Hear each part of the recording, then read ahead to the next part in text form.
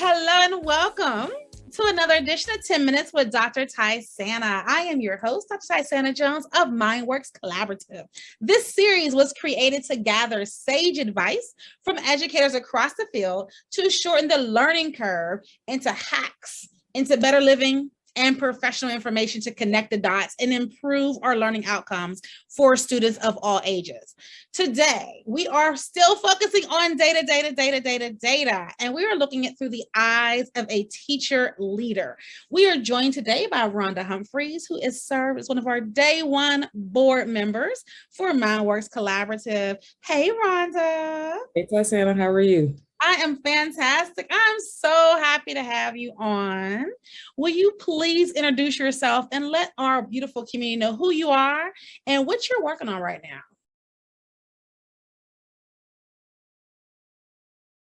Absolutely. My name is Rhonda Humphries. I'm a former school leader within the District of Columbia Public Schools, Baltimore City Public Schools, and also East Harlem, New York. I'm currently working as an education consultant, but I'm also a student, a doctoral student at George Washington University, where I'm receiving my EDD for educational leadership and administration. Yes, I'm so excited for your journey right now because I love good doc students because you always keep me hyped on all the good books. Who's out? What do I need to read to keep me updated? So as we're talking data, I really want to focus this conversation related to school leadership and facilitating teachers in setting up data systems for their decision making. And so will you tell us your top 3 things that school leaders need to do to facilitate teacher leaders in creating data systems for the purpose of instructional decisions and improving their personal teaching practices? The top 3 things. It may fall into this top 1, which is the internal coherence framework. I'm actually show a book if I can. It's by Richard Elmore. I had another book that I wanted to try to pull up there as well. You see how we in that blur? It's blur. It's blur. It's still blurring. No, it's still blur. Sorry, guys, but it's called the Internal Coherence Framework, Creating the Conditions for Continuous Improvement in Schools. And Richard Elmore, he writes the foreword, but it's Foreman, Stashich, and Bocala. So I apologize for the last name, Dr. Candace. And I would say for school leaders and also for teacher leaders, when you're looking at your internal coherence framework, essentially what you're trying to do is make sure that all of your systems are aligned within the school in order to improve a student condition. And that student condition or outcome should be something that's based within academics. I would say sometimes in schools, we want to see the initiatives around culture, and culture is important because if you don't have the relationship built with your students and with your staff, you're not going to be able to go very far. But your culture should also be aligned and leveraged to help support those academic interactions in the classroom and outside of the classroom. So I would say the first key thing is to make sure your internal coherence framework is aligned. So what are your systems? And that's just doing a brief analysis in the school. What are your systems that you currently have? How are those systems set up, or how are they supposed to be set up to support you? If it is in fact a culture piece, how does that information get inputted? How does that information get analyzed? Who's responsible for sharing that information?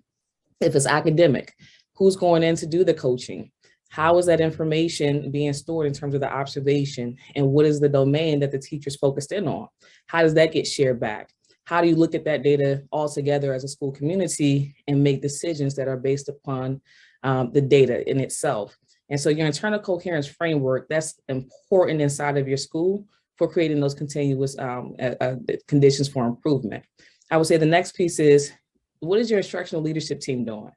That to me is the most critical piece a school leader can get going inside of their school immediately. How have you empowered your teachers to take on roles as an instructional leader and come to the table to have discussions with you as an administrator?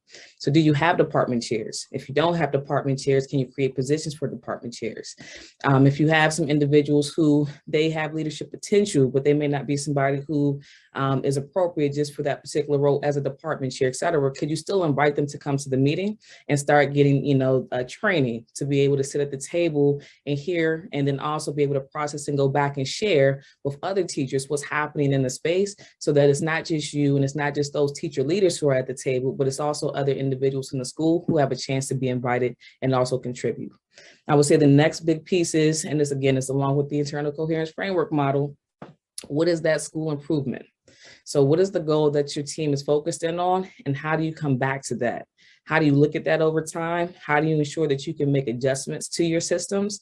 And then how do you go forward and implement that? And so I know we talked a little bit briefly about, there's another book called Presence that I've been reading. And with that particular book, I think you can see a little bit here. We can't see that one better. Okay, all right, here we go. Got something. With this particular text, this one talks about how do you instill within your organization opportunities for individuals to be mindful, reflective, but then also to take action and set a plan. Oftentimes when we get inside of a school, especially now during the pandemic, it's go, go, go time. We're first responders for every single thing that goes awry inside of the school. And so it's very important that as a school leader and for your teacher leaders, you are setting aside that time to help them practice presence. How do they show up in that space? How can they process? And then how do you build that support for that particular teacher leader? There may be other things happening inside of the space. We know workplace environments, you want to be collegial, but individuals in competition, sometimes the best doesn't always come out. How do you help restore that particular potential school leader, that teacher leader that you want to place into that pipeline to help them feel like they are contributing and they'll be supported? And I would say Richard L. Moore is another good one. He talks a lot about resilience as a school leader, and then also social justice. All right, so I'm taking copious notes here because you are given, again, so I keep my doc people in my life, always great books and great references. Let's see if I get the book, sneak this other one in here. Okay, sneak your other one in. I don't know, you gotta sneak it in. Snuck it in. Okay, yeah, we snuck the other one in. Internal coherence framework. So everything you said has to be aligned with academics. Every decision that we make has to be really intentional about being connected to academics. Yes, culture matters, but how does culture impact academics? Also, the second piece are the systems. What are those systems that you have in place? It's great to have data, but what do you do with your data? Where is it stored? How is it used? How are teachers having an opportunity to come back and look at the data? How do they grow with their data? So you're kind of modeling what you want your teachers to do for their students. You're doing it for their own leadership path. So as we prepare third graders to become fourth graders, there's a process that we take them through. We should still be doing the same thing for our teachers to get them to a place where they're leaders and they're pushing their own professional movement, which brings us to this: how do you use your instructional leadership? Really being intentional about creating that pipeline and providing opportunities. They might not be ready, but you get people ready for the opportunity, and you're training the people, and you're letting them see that you see something in them, and you're preparing them for their next step. So it's not just putting out the fire right now, but we're planning down the road. So you're constantly looking at my next step and who's going to be in this next position.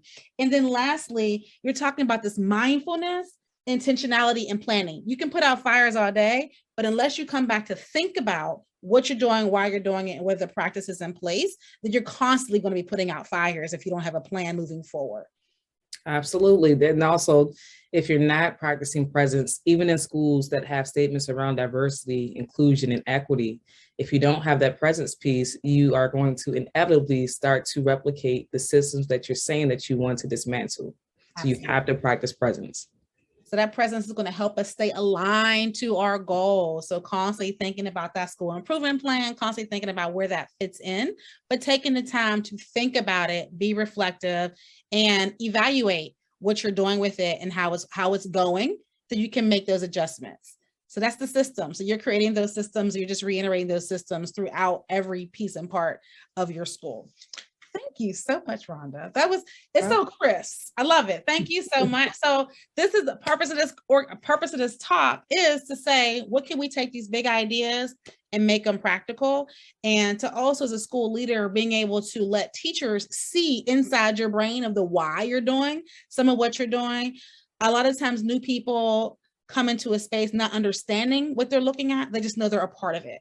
But you're making these pieces very deliberate to say, this is what we're doing. This is why we're doing these things. And this is what it looks like. So thank you so much. And I would say the other piece is, this is your role and responsibility in helping us get it done. Yes, this is your role. So that ownership piece, you spoke about that ownership. Can you just talk a little bit about that ownership? As you're creating leaders, why is it important to create that opportunity for ownership for our teachers as they're becoming leaders? They have to be able to build resilience and those opportunities to own and be accountable for decisions that will ruffle some of the feathers of colleagues. If, for example, that teacher leader is promoted within that school building, do they want that type of relationship where they're not able to have a critical conversation with their colleague because it's their colleague? And so what you want to do is you want to help them to be able to navigate how to create those relationships as a leader where you can have friendships, but you also have to be able to set healthy boundaries and professional boundaries in the workspace.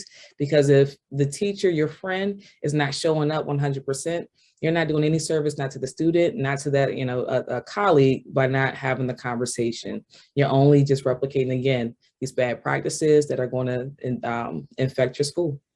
Absolutely. That was, yes, thank you. If we can drop the mic right there. That's amazing. Thank you. That ownership is huge. It's not about what they did, but we have to be responsible as classroom teachers, and being able to have those courageous conversations is not just a theoretical thing, but it's a cultural thing. It's what's necessary to purposely stop the oppression of the people of experience in these school places. So thank you for bringing that out and highlighting that out for us, for sure. Appreciate it. Anytime. All right. So we got to have you back another time. 10 minutes goes by so quickly. And we'll look forward to talking with you again, Rhonda. Thank you. Thank you. Talk to you soon. All right. Bye-bye. Bye-bye.